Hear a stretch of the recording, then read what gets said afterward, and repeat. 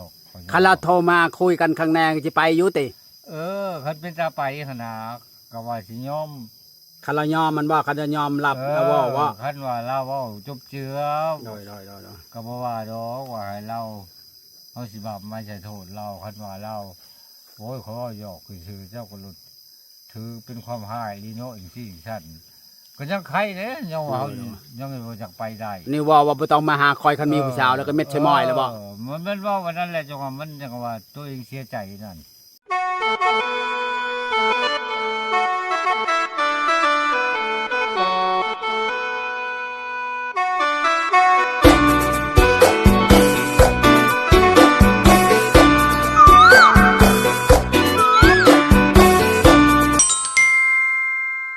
สบายดีก่อนสบายดี สบายดี ป้าต้องไปใช้2 มือบ่เห็นมา ว่านนี่ไปบนถิ่นผี ว่าผู้ใหญ่บ่สบายว่าเฮาจะไปหาเจ้าได้มื้อนี้ได้ เห็นเจ้ามาแต่ว่าเฮาว่าจะไปหาเจ้าคิดว่าเจ้าบ่สบายว่าจะไปจอบเบิ่ง ไปนั่นไปป่าลำเขามันลูกป้าตัวเองว่าสิครับ ว่าจะไปจอบเจ้าไปเห็นเจ้ามาเราบ่ได้เป็นหยังว่าเรายากเป็นได้ผู้สาวบ่ไปแล้วบ่ยาคักเลยบ่ ว่าคักเลยในใจดิ น้าเขา FC ว่า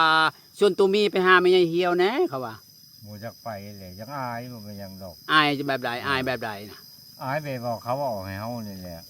ว่าแบบใดเขาเว้าหยอกซื่อๆว่าเจ้าบ่ใจ เขาเว้าหยอกกับไปหยอกวัดนั่นมันก็บ่เป็นแหล้วอ่ะ โอ้ยเนี่ยเขาหยอกบอก เฮาก็จักอายแหละ คนมักในเขาหยอกไรหักจะดอกจึงหยอกจะเล่นนะดังนี้นะเขาเว้า มันโค้งไปหันซื่อๆนะ โอ้ยค่อยไปมื้อนั้นเขาก็ วันนี้เฮาล่ะคือจักอายเจ้าของ โอ้ยว้าวคนเฮาธรรมดาว้าวแล้วว่าไปได้เจ้าก็คือเจ็บใจครับแท้ คือว่าแล้วเว้าไปว่าบ่ให้ไปลุงมีน่ะบ่ให้ไปหาข่อยก็อย่าเด้อแล้วว่าแบบนี้แหละก็ว่าเขาจักอายน่ะ ว้าวใช่ไผ แล้วก็ว่ามาในโทรศัพท์กันแล้ว เราโทรมาคุยกับเราเราเห็นเจ้าหันจีบผู้ชายคนใหม่บ่ จังว่า เจ้าของก็ว่าบ่ได้มีเจ้าของนั่นแล้วหาว่าผู้นี้ก็มีผู้นั้นก็มีแล้วผู้ชายอยู่บ้านเจ้าก็มีอยู่ใช้กับเรามีแต่ว่ามีเบิด ยันเราเห็นเจ้าไปกับป้าโฮม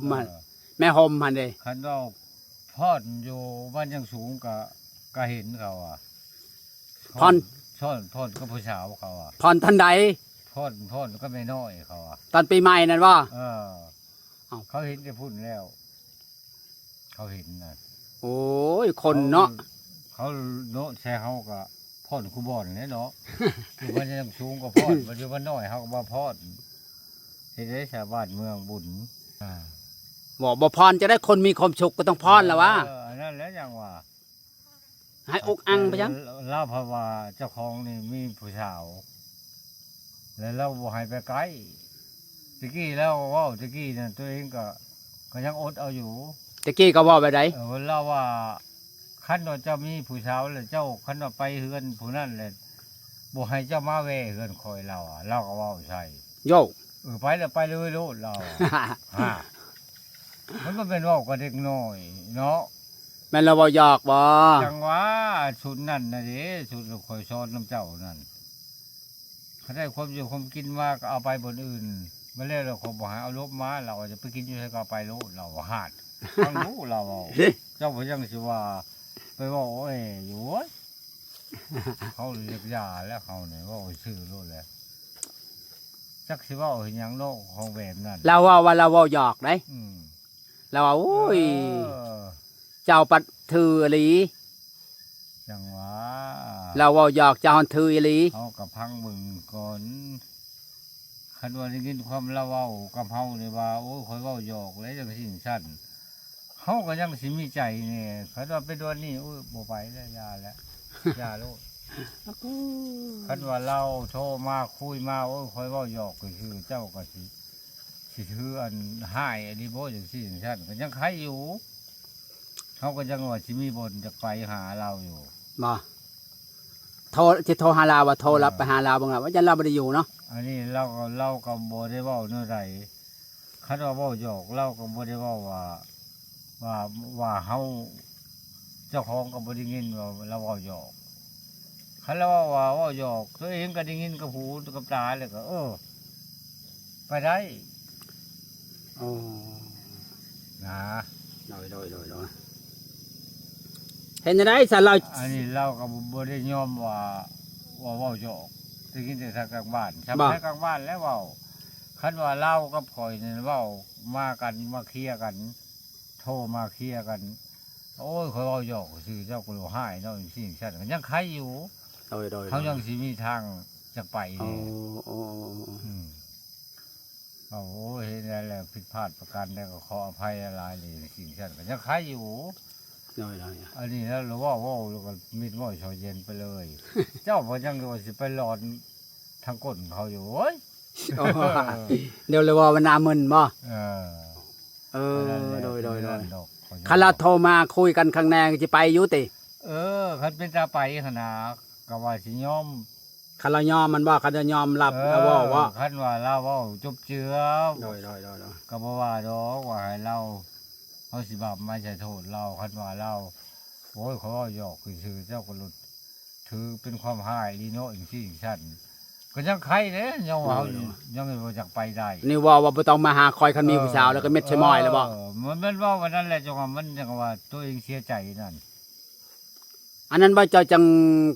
หน้าก็ชื่อบ่ชื่นบ่บานปานใด เจ้า ป้า เป็นยังไงแล้วมันได้ยินตอนนั้นแหละจังว่า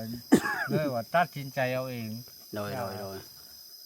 โอ้ยมันเขาเว้าหยอกอะไรคนนั้นบ่จักว่าเว้าเด้อ จังว่า เว้าผิดแล้วค่อยอันนั้นคือว่าตีหัวรูปหลังก็เว้าเนาะ ชอบมึงจังว่าเขาจะลังเถือว่าเขาโทรมาบ่ฮู้เจ้าโทรไปก็ให้คนได้ยินแน่ขอยอยากพังบอกมันเว้ามันบอกเว้าหยอกบ่ฮู้เว้าอีหลีหั่นน่ะ โดย หั่นน่ะ เห็นได้จังคันเจ้าบ่นอนนี่จังแมลงจะโทรหาเขา โอ้บ่ได้นอนแล้วป้าเฮือนเฮางัวควายเขาหัวก็เทไปแล้ว บ่ได้คุยกับเราเลยซะ เออ เราไปโทรตอนแรงตอนค่ำแล้วไปนอนนำ มือใหม่พู้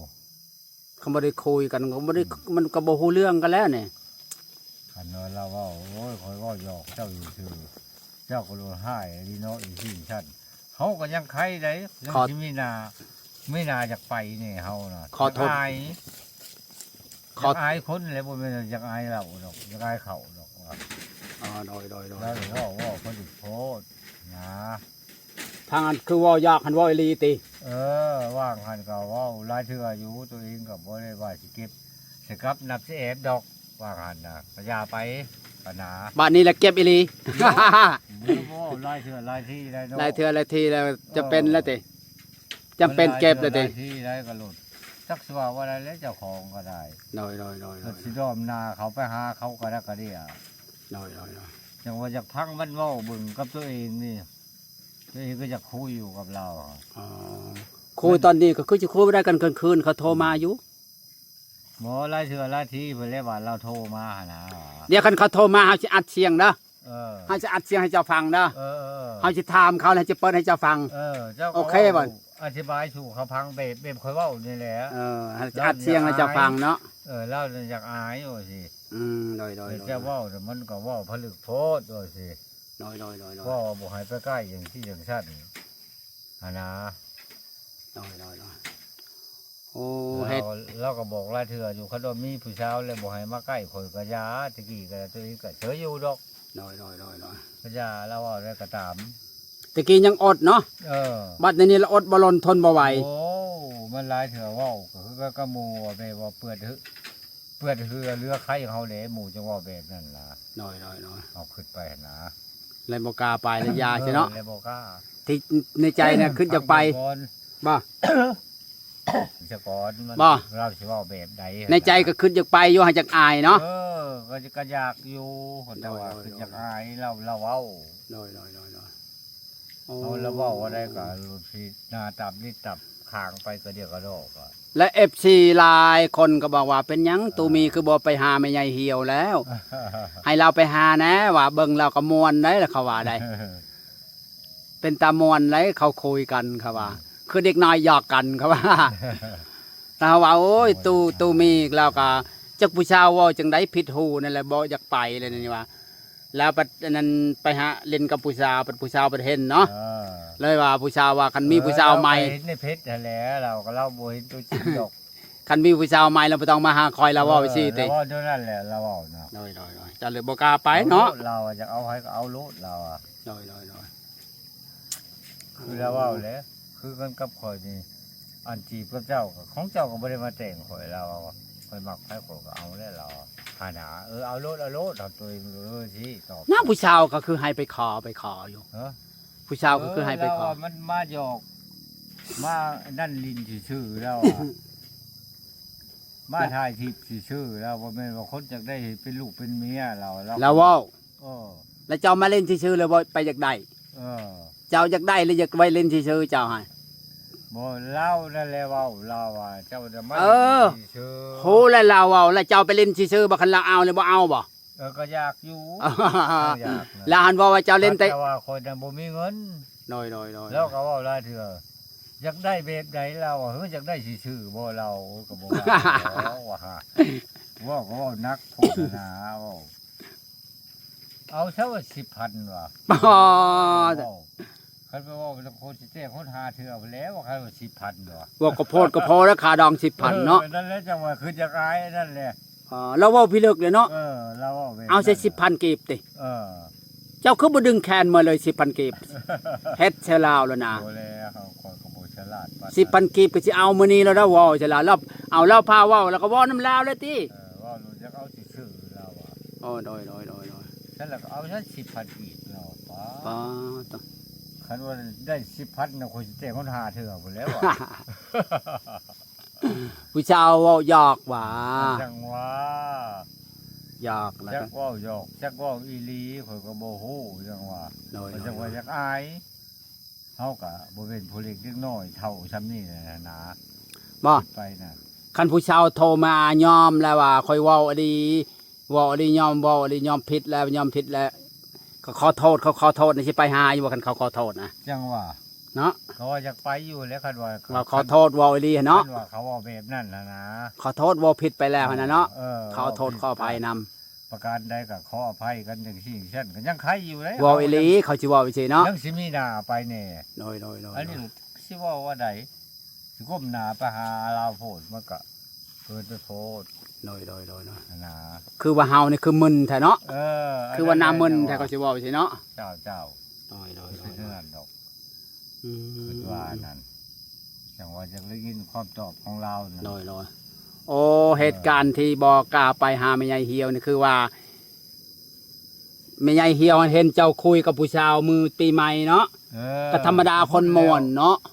บ่แม่นปีใหม่บ่แม่นปีบุญบ้านเฮาเนาะ ว่า บุญบ้าน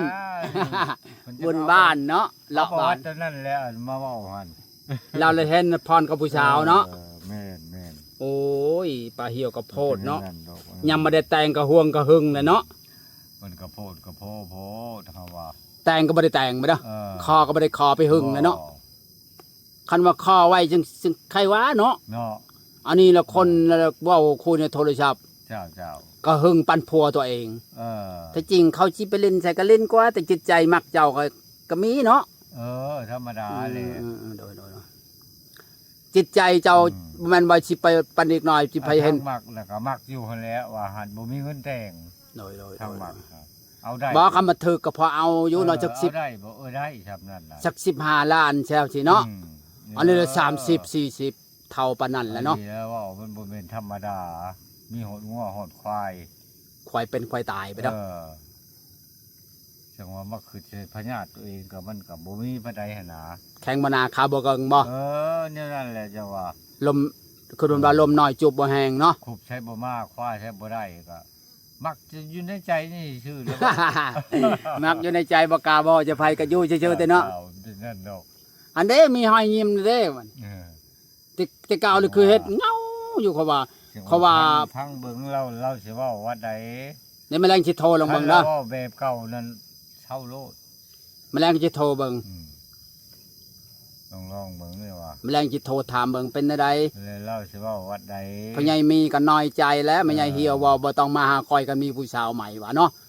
บ่ได้มีแล้วคนคุยคนเว้าไปเล่นก็ต้องพ่อนะผู้สาวเนาะสิมีในใจเจ้ามีบ่ผู้ใหม่คือบ่เห็นบ่เจ้ามีผู้ใหม่บ่ บ่นะ คือบ่เห็นเฮาอยู่นำกันซุมื้อเนาะ เจ้าก็ฮู้จักแล้วว่าไปกับเจ้าแต่แล มีแต่คุยธรรมดายามบุญยามชินก็มีแล้วผู้สาวเนาะ ไปจีบธรรมดานี่แหละ คนลืมคนเคยเนาะ คนลึงคนเคย ก็คุยแหละเนาะ เขามีหยังเขาก็ให้เรานั่น โดย เพิ่นเขาบ่ให้ได้ให้ ๆเพิ่นละเอาจริงเอาจังว่ามีผู้สาวใหม่ติ เลยเว้าเราเว้าขีดขันวันนี้แล้วก็เลยอยากอาย อ๋อ ไม่ได้อื่นดอก โดยอ่ะนี่แหละเฮาสิทางสิ ไว้สิยาบ่ยายังบ่มีคำตอบเนาะถ้าเบิ่งก่อนเนาะ สิทาเบิ่งว่าให้เขาคุยโทรศัพท์ว่าเขาเว้าอีหลีดอกก็เว้าจริงแล้วเว้าเล่นถ้าเขาเว้าหยอกเขาเว้าหยอก จริงจังครั้งแน่บ่เฮ้อเว้าหยอกเฮ้อเว้าลิ้น ก็อยู่โหเนาะเขาเว้าหยอกจะบัดนารอบหน้าก็จะไปอยู่เนาะ เว้าอีหลีเฮาก็บ่กล้าเที่ยวช่องดอกย่องกลางหาลาวหั่นน่ะ โดย แล้วเฮาก็ย่า โดย บ่เป็นหยังดอก คันเว้าหยอกก็สิไปอยู่เนาะ คันว่าโอ้ยเว้าหยอกซื่อๆก็สิถือเป็นความหายความเครียดบ่จังซี่ซั่น โดย เขาก็ยังดีใจได้ โดย แม่นบ่โอ้เราเว้าหยอกอันนี้จักเว้าลิ้นจักเว้าอีหลี โดย อันนั้นแหละมันบ่กล้าไป โดย เลยสิย่างเขาไปหาเราก็ยังบ่กล้ายัง เฮ็ดนั่นก็ยังอายว่ะ ยังอาย เฮ็ดนั่นก็ยังอายเนาะ ภาพเราเว้าเลยจะเก่าเลยค่ะว่าแต่นั้นเฮาก็พากันไปโลด โดย บ่มีปัญหา อันนี้มันมีปัญหาเราเกิดขึ้นเราเว้ามาใช่เฮานี่ก็เฮาสิอยากอาย เนาะ อืม บ่ได้แม่ใหญ่เหี่ยวนะคือจะเว้าลมปากเลยเว้าเนาะ ว่าเราจะเว้าว่าได้เรา บ่ฮู้ว่าโมสิถึกผิดใจโมหรือถึกใจโมเนาะ เออ เวลาเราจะเว้าแล้วเว้าแล้วนะแม่ใหญ่เหี่ยวจักคนวัดใด คุณจะว่าวเลยว่าวเราคือจะวาน่ะจะคนบัดใดเนาะ คือว่างหาแล้วเราคันว่ามีผู้บ่าวผู้เจ้าทำคันว่าพื้นผู้ใดก็มีแต่เราเว้ามักบ่คันมักเลยสิไปส่ง คุยกับผู้ใดก็มีแต่มากมาเลยเห็นว่าเจ้าเอิ้นชาวมอเนาะ ธรรมดาคนเนาะเรื่องกันเคยกันแม่นบ่ ก็ถามหาแล้วเนาะ ธรรมดาก็ถามหาเลยมักบ่ฮอ ก็มักเลยใครเป็นเขาเอา ผู้ใดจังว่าเนาะ เออ โดยคลิปนี้จบชำนี้เนาะขอบใจ สบายดี ขอบใจเนาะมาถามตูมีว่าเป็นจังไดกับแม่ใหญ่เหี่ยวว่าเครียดหนักเติบเนาะแม่ใหญ่เหี่ยวว่า เบิ่งก่อน ถ้ามีผู้ชาวใหม่แล้วบ่ต้องมาหาก็ได้เนาะ อืม แล้วว่าบ่กล้ามาเหตุผลกันเนาะ จ้ะ FC ก็รอเบิ่งคลิปเจ้าไปหาแม่ใหญ่เหี่ยวก็ด้นแล้วว่า จ้ะ เป็นหยังประตูมีคือบ่ไปจีบไปใหญ่เหี่ยวแล้วตลกกันดีนะแต่ว่าตูเหตุการณ์ที่ว่าไม่ใหญ่เหี่ยวหันบ่ให้มา เฮ็ดอันนี้นำ